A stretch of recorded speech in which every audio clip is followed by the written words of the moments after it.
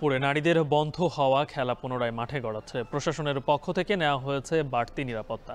ঢাকা জেলা প্রমিলা ফুটবল দলের সাথে অনুষ্ঠিত হবে জয়পুরহাট প্রমিলা দলের এই খেলা। এই বিষয়ে নিয়ে আমরা আরো বিস্তারিত জানবো। আমার সঙ্গে যুক্ত হচ্ছেন সহকর্মী মাজিদুর রহমান। মাজেদ, খেলা কখন শুরু হবে, আর খেলা নিয়ে স্থানীয়দের মধ্যে আগের যেই চিন্তাধারা ছিল এখনকার সেটা কেমন দেখছেন, আর প্রশাসনের নিরাপত্তা ব্যবস্থার কেমন দেখছেন?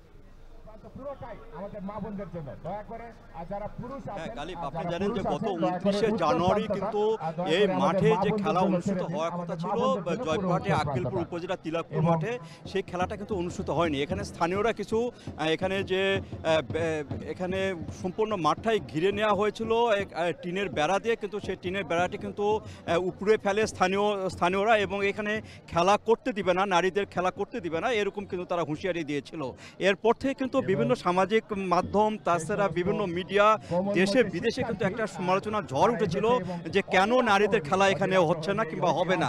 তারপর থেকে কিন্তু প্রশাসন খুব নড়েচড়ে বসে এবং তারা সিদ্ধান্ত নেয় যে এই মাঠেই খেলা হবে, এবং সেই খেলাটি কিন্তু আজকে অনুষ্ঠিত হচ্ছে।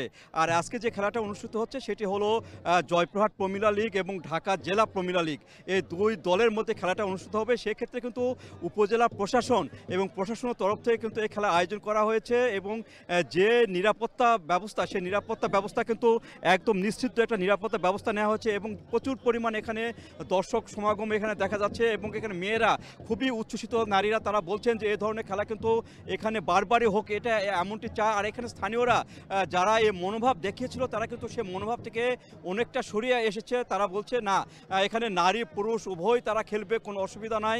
এখানে তাদের যে মনের যেটা পরিবর্তন, সে পরিবর্তনটা কিন্তু আজকে দেখা যাচ্ছে। এখানে অনেক ইমাম মুসল্লি তারাও কিন্তু এখানে আসছে, তারা চাচ্ছে যে এখানে খেলা হোক এবং সুন্দরভাবে যেন এই খেলাটা হয়, এটাই চাচ্ছেন। এই ছিল আমার কাছে গালিব জয়পুরহাটের যে তিলকপুর খেলার মাঠ, এখান থেকে সর্বশেষ। জয়পুরহাট থেকে যুক্ত ছিলেন সহকর্মী মাজিদুর রহমান। এখন দুপুরে নিচ্ছে আরো একটি বিরতি।